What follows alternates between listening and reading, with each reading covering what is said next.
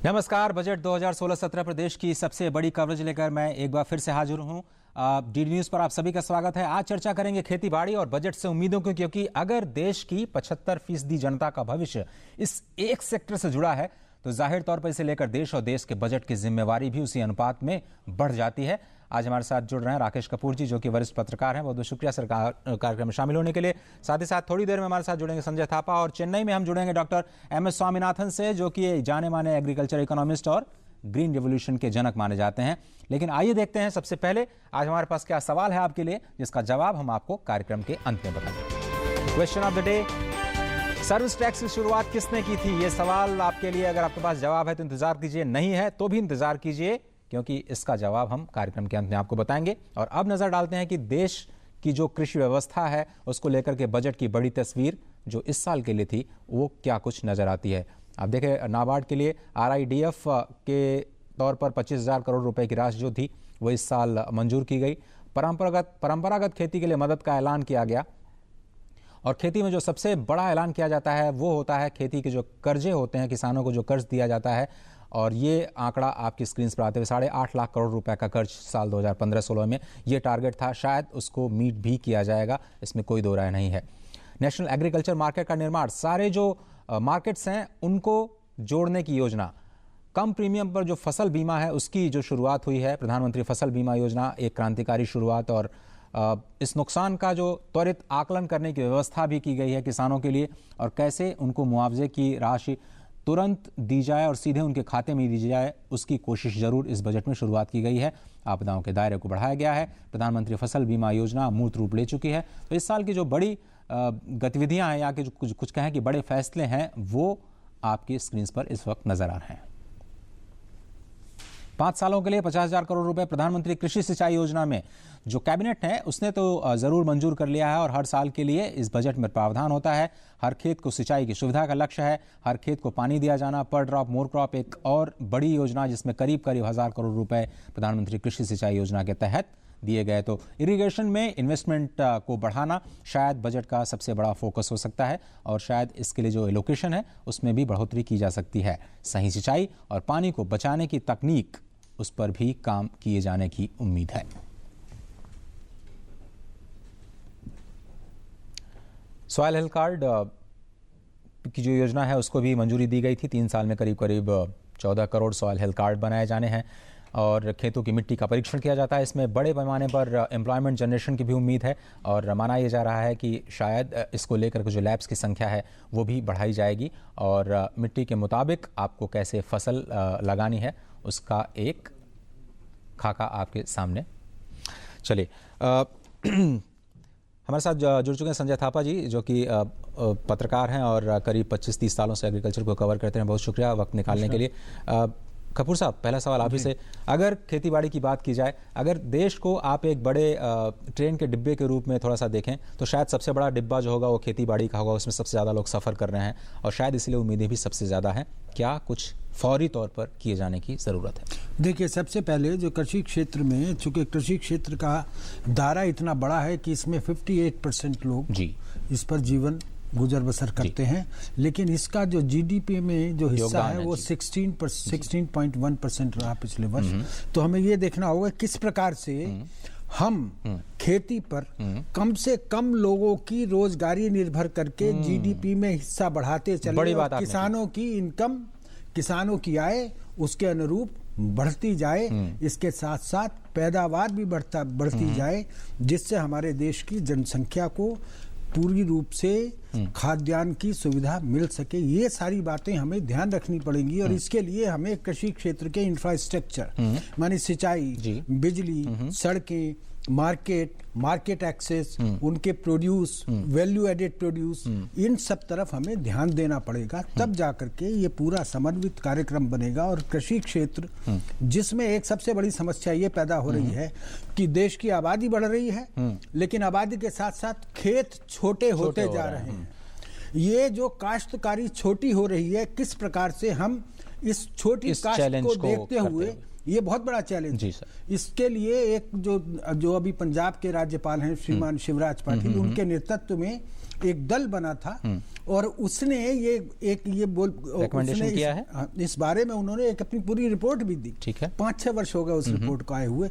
उस रिपोर्ट से भी धूल झाड़नी चाहिए और देखना चाहिए कि क्या क्या उसमें सुझाव हैं, देखते हैं कि क्या कुछ सिफारिशें हैं। संजय, आपके हिसाब से, संजय जी, कपूर साहब ने कहा कि इन्वेस्टमेंट बढ़ाना होगा, प्रोडक्टिविटी भी बढ़ानी होगी, साथ ही साथ एक बहुत बड़ी बात उन्होंने कही कि जो प्रच्छन्न बेरोजगारी जो हम पढ़ा करते थे कि खेत में जितनी जरूरत नहीं है उससे ज्यादा लोग लगे हुए हैं, कैसे उनको मुख्य धारा में शामिल किया जाए और कैसे एम्प्लॉयमेंट जो जनरेशन है वो कैसे किया, वो कैसे उसको एड्रेस किया। एक बहुत बड़ा मुद्दा है कि जितने लोग हमारे खेती में अभी कार्यरत हैं, कई लोग तो वो उनके रिक्वायरमेंट नहीं है और कई जो है वो उनको बोलते हैं हम डिस्गाइज अनएम्प्लॉयमेंट, डिस्गाइज एम्प्लॉयमेंट, जिसको जो स्किल है उससे कम स्किल में जो काम हो रहा है, वो जो स्किल्ड लेबर है वो ज़्यादा उसी में उसमें कारणान्वित हो रहा है जिसमें काम कर रहा है जिसको उसकी ज़रूरत नहीं है। तो इसको एक अच्छे ढंग से इस्तेमाल करने की ज़रूरत है। दूसरी, मेरे को ये भी लगता है कि टेक्नोलॉजी का एक बड़ा इस्तेमाल होना चाहिए हमारे कृषि क्षेत्र में और इसको बजट में बढ़ेगा। बजट इन्वेस्टमेंट तो बढ़ेगा, इन्वेस्टमेंट तो चाहिए, पर जो टेक्नोलॉजी है, जो रेवोल्यूशनरी टेक्नोलॉजी हम इस्तेमाल करते हैं, उसका इस्तेमाल करके, जैसे आपने देखा होगा वेस्ट में जो है ज़्यादातर मैकेनिकल फार्मिंग हो रहा है। उस तरीके से अब ये मुद्दा उठता है कि जो आपने डिस्गाइज्ड एम्प्लॉयमेंट बोला, तो उस डिस्गाइज्ड एम्प्लॉयमेंट को हम किसी और तरफ शिफ्ट करके और हम मैकेनिकल जो टेक्नोलॉजी का यूज़ करें, इससे एक बहुत बड़ा स्टिमुलस मिलेगा एग्रीकल्चर को, जो कि अभी 2% के हिसाब से ग्रो कर रहा है। चलिए, अब 2% के हिसाब से ग्रो कर रहा है, 4% का लक्ष्य है। कैसे पाया जाएगा इस लक्ष्य को, एक बड़ी चुनौती है। नई निगाह डाल लेते हैं अब हमारी बजट यात्रा पर, चलते हैं उत्तर प्रदेश, देखते हैं कि वहां के किसानों का क्या कुछ हाल लेकर के आए हमारे संवाददाता अभिषेक झा।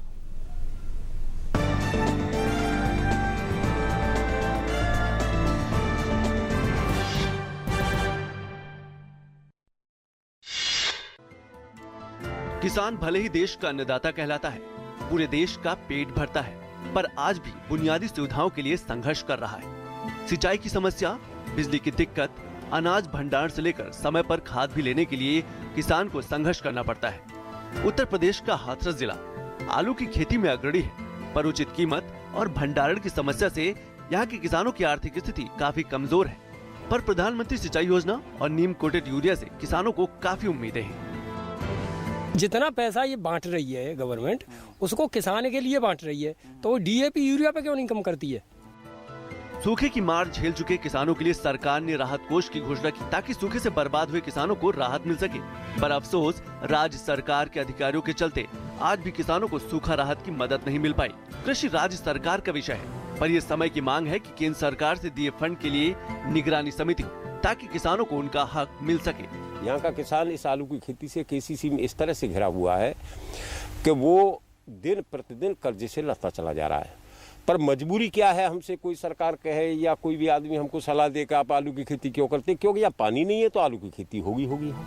देश का 1/3 आलू उत्तर प्रदेश के इसी क्षेत्र में उत्पादित किया जाता है, पर किसानों की मांग है कि आलू की कीमत निर्धारित की जाए, ताकि आलू के बड़े व्यापारियों की मनमानी पर अंकुश लगे और उन्हें उनकी मेहनत का वाजिब कीमत मिले। फसल होती है, कभी प्रकृति का कोई भी बारिश है या कोई चीज़ है, तो उससे आलू एक बार को 50% बच जाता है और फसल ज़्यादा ख़राब हो जाती है। किसान को कोल्ड स्टोरों से फाइनेंस की सुविधा मिल जाती है और कोल्ड स्टोर इतने हो गए हैं कि उसको रखने में कोई भी प्रॉब्लम नहीं आती है। किसान जागरूक हो रहा है, अपने हक और अधिकारों के लिए आवाज उठा रहा है। बस जरूरत है कि सरकार की तरफ से मिलने वाली सुविधाओं की निगरानी तय हो, ताकि किसानों से जुड़ी योजनाओं का फायदा उन तक पहुंच सके। कहते हैं कि यहाँ पर देश का करीब 1/3 आलू इस इलाके में उपजाया जाता है, और ऐसी स्थिति में यहाँ के किसानों से जब हम बात कर रहे हैं तो उनमें बहुत सी जो रोज़मर्रा की दिक्कतें हैं, ट्रांसपोर्टेशन की समस्या है, सिंचाई की समस्या है, बिजली की समस्या है, मंडी की समस्या है, और वो बहुत सारी ऐसी संस्थागत समस्याएं हैं जिनको लेकर वो रोज़ रूबरू होते हैं। और ज़रूरत है कि सरकार इन चीज़ों पर भी एक बार ध्यान दे, बड़ी नीतियों के अलावा, कि छोटे स्तर तक किसानों पर उन प्रयासों को किस तरीके से पहुंचाया जाए, इसकी पूरी से पूरी कोशिश की जानी चाहिए। कैमरा पर्सन संजय जैना के साथ अभिषेक झा, डीडी न्यूज़, हाथरस। हमने ये देखा होगा कि देश में पंजाब का दक्षिणी हिस्सा और हरियाणा का उत्तरी हिस्सा, ये ऐसा इलाका है जहां पर रासायनिक खेती सबसे ज्यादा होती है, यानी लोग केमिकल फर्टिलाइजर्स यानी रासायनिक उर्वरक और कीटनाशकों का इस्तेमाल करते हैं, बहुत ज्यादा करते रहे हैं और इससे कई समस्याएं हुई हैं। प्रधानमंत्री नरेंद्र मोदी ने कई बार देश में कहा है कि ऐसे कीटनाशकों का प्रयोग कम किया जाए, रासायनिक उर्वरकों का इस्तेमाल कम किया जाए और जैविक खेती पर उन्होंने जोर दिया है।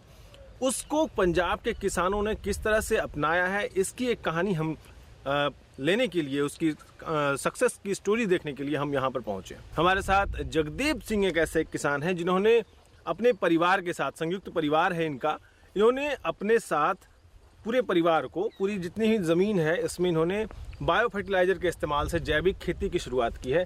कितने ज़मीन है आपकी जगदेव जी और किस तरह की क्या क्या खेती करते हैं आप? 55 एकड़ ज़मीन है हमारे पास जी। हम रबी में तो लेते हैं उसमें गेहूँ, अच्छा, ज़्यादातर।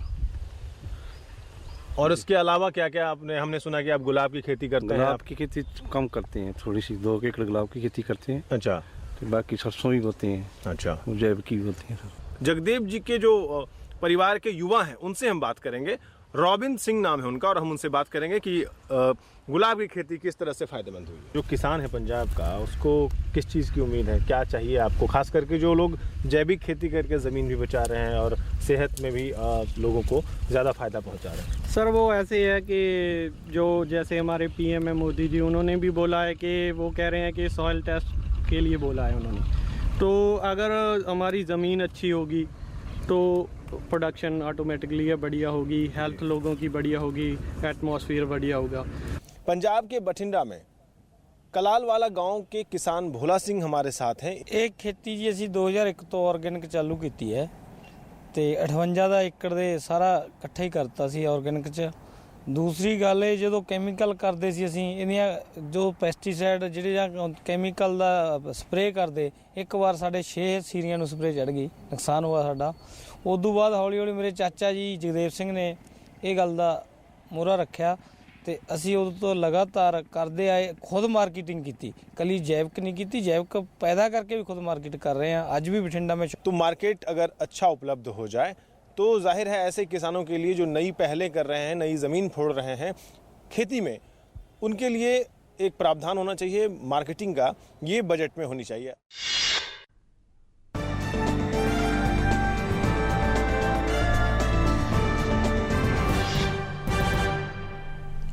तो दोनों स्टोरीज में हमारे रिपोर्टर्स ने एक बात उठाई कि जो मार्केट की दिक्कत है, मार्केटिंग की दिक्कत है किसानों के सामने, उसको एड्रेस किया जाना चाहिए। कपूर साहब, ये कैसे खेती बाड़ी को बाजार तक ले आया जाए?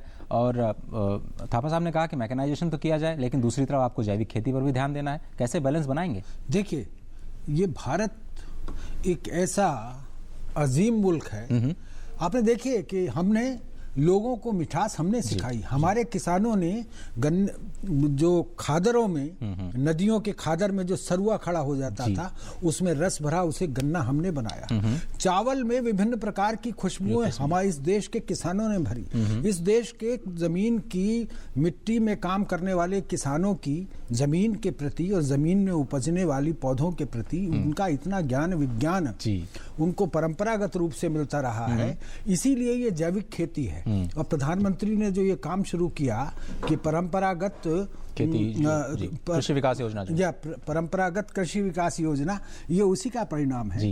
नंबर 1। नंबर 2, लेकिन जो सबसे बड़ी समस्या इस देश में वो ये है, जो मार्केट की आपने बात की, जो जिस प्रकार से एक सरकार की योजना है कि यूनिफाइड मार्केट, पूरे देश का एक मार्केट हो, इससे बहुत सारी चीजें जुड़ी हैं। देखिए दिक्कत क्या पैदा हुई है कि 1991 में जब हमने आर्थिक उदारीकरण की तरफ कदम बढ़ाया तो हमने 2 क्षेत्र छोड़ दिए, एक पेट्रोलियम सेक्टर, एक एग्रीकल्चर सेक्टर। इस पर बहुत बड़ा विवाद है। इस पर बहुत बड़े जो अर्थशास्त्री हैं वो आपस में उलझते रहते हैं कि कृषि सेक्टर को, एग्रीकल्चर सेक्टर को हम किस प्रकार से मार्केट इकोनॉमी से, ओपन मार्केट से जोड़ें। या 2 रास्ते हैं हमारे पास। हमारा वो रास्ता समाप्त हो चुका, सोशलिज्म वाला, कि प्रोटेक्टेड इकोनॉमी रेजिम में अब हम नहीं हैं, तो इसलिए हम इस सेक्टर को सरकारी संरक्षण में लगातार प्रोटेक्ट रख करके नहीं देख सकते। आपने देखा कि अभी एक किसान मांग कर रहा था कि आलू की उपज का भी दाम तय हो। सवाल ये है कि हमारे पास दूसरा रास्ता बचता है जो यूरोप का है, अमेरिका का है, कि हम किसानों की आवश्यकता की वस्तुओं को इस प्रकार निर्धारित मूल्य पर उनके पास दें, कैप्टिव प्लांट्स खड़े करें। देखिए रास्ता हो सकता है, कैप्टिव प्लांट्स खड़े करें, बेशक वो फर्टिलाइजर के हों, बेशक वो दूसरे इम्प्लीमेंट्स के हों, और उनको सब्सिडाइज तरीके से उनको दें और फिर खुले मार्केट में एक्सेस उनकी करें। एक तरीका ये है। आप एक तरफ ये भी मांग उठ जाती है कि आप जो जिंस मार्केट का फ्यूचर मार्केट है इसको बंद कीजिए। ये लेकिन जो मैं कहना चाह रहा हूं, बहुत जल्दी मैं आपको बताना चाहता हूं कि हमें किसान को मार्केट इकोनॉमी के हिस्से में लाना पड़ेगा। ठीक है। इसके बिना हमारा अब ये जो आने वाला समय है, ये हम कृषि क्षेत्र का संरक्षण हम नहीं कर सकते। अच्छा। उसी प्रकार से छोड़ना पड़ेगा जिस प्रकार से हमने पेट्रोलियम सेक्टर को छोड़ा है। लेकिन इस देश की बढ़ती हुई आबादी की और जो गरीब तबके हैं उनका ध्यान रखते हुए हमें इस प्रकार से मार्केट इकोनॉमी में उनका हिस्सा करना पड़ेगा कि जिससे गरीब से गरीब आदमी को भी अनाज मिले। मैं गुजारिश आपसे करूंगा कि बहुत फोकस, हमें सॉल्यूशंस का कार्यक्रम है ये, और हमें फौरी तौर पर जो बजट में सॉल्यूशंस मिल सकते हैं उस पर हमें फोकस करना है। संजय, ये जो कपूर साहब ने कहा बहुत अच्छा कहा, और लॉन्ग टर्म में इन सारी चीजों पर ध्यान देना होगा, लेकिन शॉर्ट टर्म में क्या कर सकता है बजट, वो हमारा सवाल है। इस पे मैं एक टिप्पणी करना चाहता हूँ। वक्त हमारे पास कम है इसलिए आप देख लीजिए। नहीं, एक बहुत बड़ा मुद्दा है कि मोदी साहब ने जो शुरू किया मेक इन इंडिया, इसको हम कृषि के कैसे जोड़ सकते हैं, ये भी एक मुद्दा है। क्योंकि कृषि में भारत का जो दूध उत्पादन है, हम वर्ल्ड रैंकिंग में टॉप में है, नंबर 1। यस, तो इसको हम एग्रीकल्चर एक्टिविटीज पर भी ध्यान देना होगा। इसको मेक इन इंडिया में अगर इस्तेमाल करें और हम एक्सपोर्ट करें, परंतु यहाँ पे एक मुद्दा आता है कि जो हमारे जो टैरिफ रिस्ट्रिक्शंस है, नॉन टैरिफ रिस्ट्रिक्शन, WTO के, ये सब जो हमारे जो नॉन पॉलिटिकल और पॉलिटिकल बैरियर्स आते हैं, इसको सुलझाने की इंटरनेशनल ग्लोबल अरीना में ये भी एक बहुत बड़ा मुद्दा है और उसको जरूरत है। और मेरे को आशा है कि आगे हम जाके इनको सॉल्व करेंगे। आगे WTO जो कन्वेंशन होगा उसमें भारत का रिप्रेजेंटेशन अच्छा होगा। और मैं समझता हूँ मेक इन इंडिया एक बहुत बड़ा प्रोग्राम है, जिससे आपने बिल्कुल सही कहा कि मेक इन इंडिया एक बड़ा प्रोग्राम है और उसको बजट के साथ जोड़ा जाना चाहिए। चलते हैं अपनी दूसरी बजट यात्रा पर और देखते हैं कि रांची से क्या कुछ लेकर के आए हैं। उससे पहले एक छोटा सा ब्रेक के बाद हम यात्रा पर चलेंगे। ये खास चर्चा जारी है, देखते रहिए सबका बजट।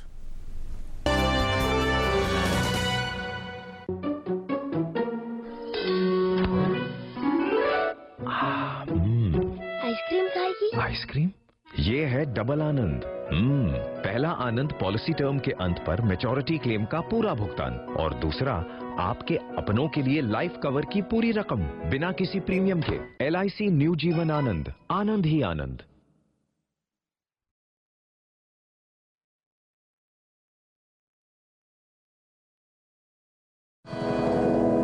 बजाज प्लैटिना की माइलेज कितनी है ये हम नहीं बताएंगे, ये जिन रास्तों पर चलती है वो रास्ते बताएंगे। ये मुश्किल चढ़ान बताएगी, ये बारिश की सड़कें बताएंगी, ये पतली गलियां बताएंगी, ये पेट्रोल की आखिरी बूंद को निचोड़ने वाली DTSI टेक्नोलॉजी बताएगी, जो हर रास्ते पर दे सबसे ज्यादा माइलेज। सिर्फ वही है दुनिया का असली माइलेज चैंपियन। अरे भैया कितनी सख्त जमीन है, जुताई करे तो कैसे करें? भैया कितने ट्रैक्टर आजमाए, सब बेकार। अब तो राजा को बुलाना ही होगा।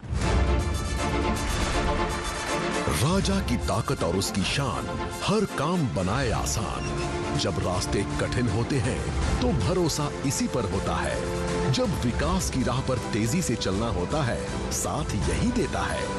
जब सवाल जिंदगी की अहम बातों का होता है तो जवाब सिर्फ एक ही होता है। जब सब डाल दे हथियार तो राजा ही कर दे बेड़ा पार। कोई कुछ भी कह ले, राजा आखिर एक ही होता है। बहुत बहुत बधाई हो, आपने अपने बच्चों को पोलियो से बचा लिया। लेकिन जब तक दुनिया में पोलियो का एक भी केस है, पोलियो का खतरा बना हुआ है। इसीलिए अब सरकार देश में पोलियो इंजेक्शन की शुरुआत कर रही है, ताकि आपके बच्चे को मिले डबल सुरक्षा। अब अपने 1 साल से छोटे बच्चे को टीकाकरण सत्र में पोलियो की तीसरी खुराक के साथ जरूर दिलवाएं पोलियो का इंजेक्शन। क्यों राधा, इससे क्या होगा पता है ना? हाँ दीदी, पोलियो से डबल सुरक्षा हमेशा के लिए। याद रहे, पोलियो की तीसरी खुराक के साथ जरूर दिलवाएं पोलियो का इंजेक्शन।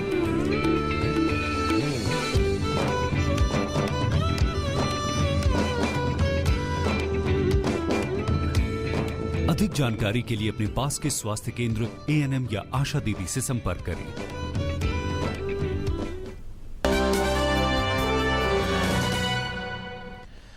इस कार्यक्रम में आपका एक बार फिर स्वागत है। चलते हैं रांची और रायपुर की बजट यात्रा पर।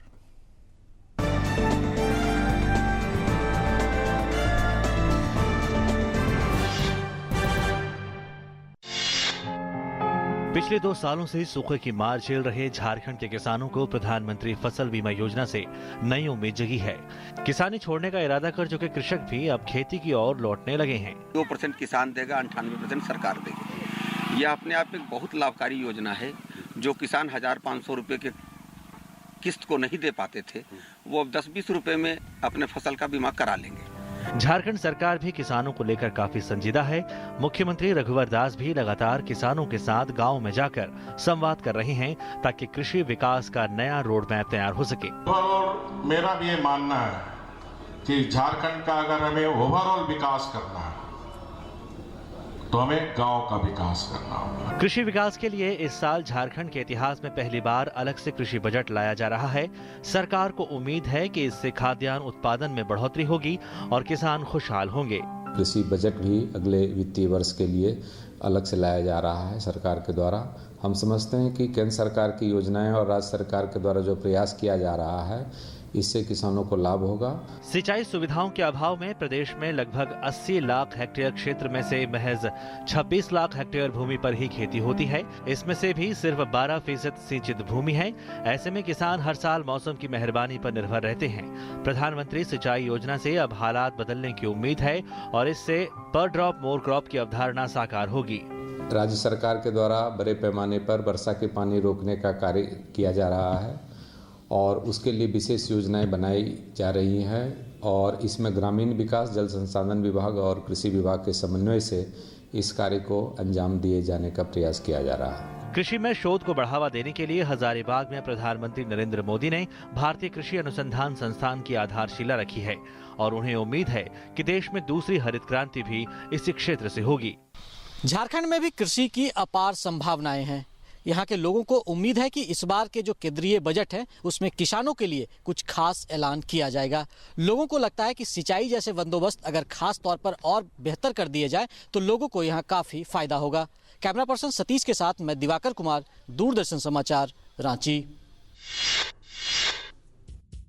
छत्तीसगढ़ के बस्तर अंचल में नाना प्रकार के फल, फूल और जड़ी बूटी हैं जो अपने आप ही वर्षों से फल रहे हैं। इन्हीं फलों में एक है शरीफा या सीताफल। माओवाद से प्रभावित कांकेर जिले में शरीफा सीजन के दौरान बहुतायत से होता है, जिसे गांव वाले तोड़कर औने पौने दामों में बेचते थे। आमतौर पर शहरों में 50 से 100 रुपए प्रति किलोग्राम बिकने वाला शरीफा कांकेर में 10 रुपए प्रति किलो मिलता था। इस मूल्यवान फल के विपणन और प्रोसेसिंग के महत्व को समझते हुए जिला प्रशासन ने एक अभिनव पहल की। यहाँ के जिला कलेक्टर ने शरीफा की फसल को लेकर सर्वे करवाया और साथ ही एक योजना बनाकर उसके मार्केटिंग की व्यवस्था भी की। मैं इस जिले में नई कलेक्टर पदस्थ होकर आई तो आने से पहले ही मुझे ये जानकारी हुई कि इस क्षेत्र में सीताफल बहुत अच्छा और बहुत अधिक मात्रा में होता है। सबसे पहले आते ही हम लोगों ने एक सर्वे करवाया जिसमें सभी विभागों ने हमारा सहयोग किया और पाया हमने तकरीबन 3.5 लाख पेड़ यहाँ पे सीताफल के हैं। और ये सर्वे करवाने के बाद वो गांव जहाँ पे ये अधिक संख्या में है उन गाँव को हमने पायलट बेसिस पे चयनित किया है। ऐसे 3 ब्लॉकों के 20-20 गाँव को हम लोग ने चुना और इन 60 गाँव के लोगों को हमने सीताफल कि क्या इकोनॉमिक वैल्यू है उसके बारे में ट्रेनिंग ऑर्गेनाइज करवाई। जिला प्रशासन ने फलों की तुड़ाई, उसकी ग्रेडिंग, पैकेजिंग के लिए डिब्बे और उसके लिए बाजार की व्यवस्था करने के साथ ही उसके गूदे, बीज और छिलके के उपयोग की जानकारी भी किसानों को दी। उधर ग्रामीणों का कहना है कि इस योजना से उन्हें काफी लाभ मिला है। मुश्किल से 50 रुपए भी नहीं बनता था, उससे आज हम पल पर निकाले हैं तो हमको 250 से 300 350 रुपए मिलने वाला है। जब मार्केट मिल गया है तो हमको इसको अब सहेज के रखना है और इससे हमको एक बढ़िया रोजगार उपलब्ध हो जाएगा। ग्रामीणों ने शरीफे का गूदा निकालकर उसे संरक्षित करना भी शुरू किया है, जिसे वो ऑफ सीजन में बेच सकते हैं। आने वाले दिनों में कांकेर जिले, उत्तर बस्तर कांकेर जिले में जो कि माओवाद प्रभावित जिला है, वहाँ पे लोगों के रोजगार का एक अच्छा साधन बन सकता है। कैमरामैन सुशील अग्रवाल के साथ राघवेश पांडे, दूरदर्शन समाचार, उत्तर बस्तर कांकेर।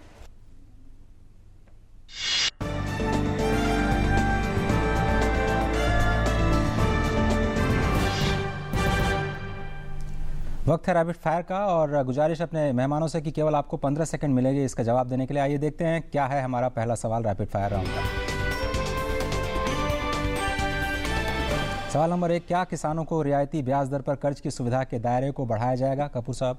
निश्चित रूप से बढ़ाया जाना चाहिए और वित्त मंत्री को ये काम करना भी चाहिए। पिछले भी बजट में उन्होंने रियायतें दी थी। इस बजट में किसानों को और विशेष रूप से जो फॉरेस्ट्री, फिशरीज, इस तरफ भी ध्यान दिया जाना चाहिए जिससे उनका उत्पादन बढ़े और उनकी लाभ बढ़े। बहुत शुक्रिया। आइए देखते हैं दूसरा सवाल रैपिड फायर राउंड का क्या है आपके लिए। कृषि सिंचाई योजना के लिए बजट में क्या फंड में बढ़ोतरी की जाएगी संजय जी?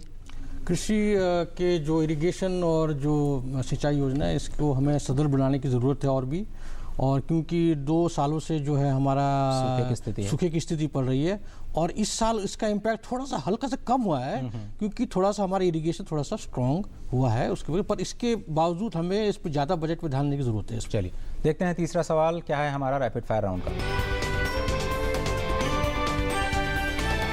खाद के उचित इस्तेमाल के लिए क्या नए कदमों का ऐलान हो सकता है कपूर साहब? निश्चित रूप से ऐसा हो सकता है, चूँकि जिस तरीके से परंपरागत खेती की तरफ काम किया जा रहा है इसलिए इसके तरफ पहले से ही पायलट प्रोजेक्ट भी चल रहे हैं। मुझे याद है 4-5 साल पहले से जो ऑर्गेनिक खेती की तरफ, ऑर्गेनिक खाद की तरफ, इस तरफ कुछ न कुछ इंसेंटिव्स वित्त मंत्री को देना चाहिए। चलिए देखते हैं कि क्या है हमारा अगला सवाल रैपिड फायर राउंड का। दलहन और तिलहन उत्पादन के लिए बजट में क्या कुछ खास ऐलान देखने को मिलेगा संजय जी?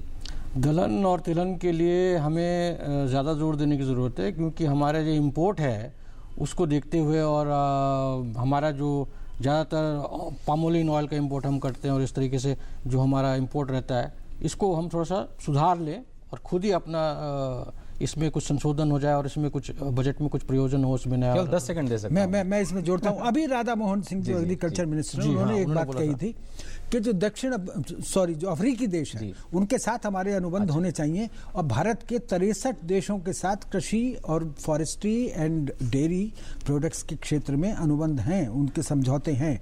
लेकिन ये राधा मोहन सिंह का बयान जो था उनकी ये सोच जो है ये बताती है कि किस प्रकार से हम चूँकि दलहन और तिलहन का सबसे ज़्यादा आयात करते हैं इसलिए वहाँ पे भारत की अगर भौगोलिक परिस्थितियाँ इसके अनुकूल नहीं बन पा रही हैं विभिन्न क्षेत्रों की तो हमें दूसरे देशों में जाकर के अनुबंध के साथ वहाँ ये व्यवस्था करनी पड़ेगी। तो आइए देखते हैं कि जो हमने सवाल पूछा था उसका क्या जवाब है। जो सवाल था आपके लिए वो ये था कि क्या जो सर्विस टैक्स है उसकी शुरुआत किसने की थी और अब आइए देखते हैं जवाब इस सवाल का कि बजट में सर्विस टैक्स की शुरुआत 1994 में हुई थी और ये पूर्व प्रधानमंत्री मनमोहन सिंह ने शुरू किया था। बहुत बहुत शुक्रिया कपूर साहब, इतना ही वक्त था हमारे लिए। संजय जी आपने स्टूडियो के लिए वक्त निकाला, बहुत बहुत शुक्रिया। तो आज के इस कार्यक्रम में सिर्फ इतना ही, लेकिन बजट और उसकी उम्मीदों पर जो तमाम क्षेत्र की उम्मीदें हैं उसको लेकर के ये चर्चा हमारी लगातार जारी है। कल भी हम 7:30 बजे फिर से हाजिर होंगे। देखते रहिए खास कार्यक्रम क्योंकि ये आपका बजट है, हमारा बजट है, देश का बजट है, सबका बजट है। नमस्कार।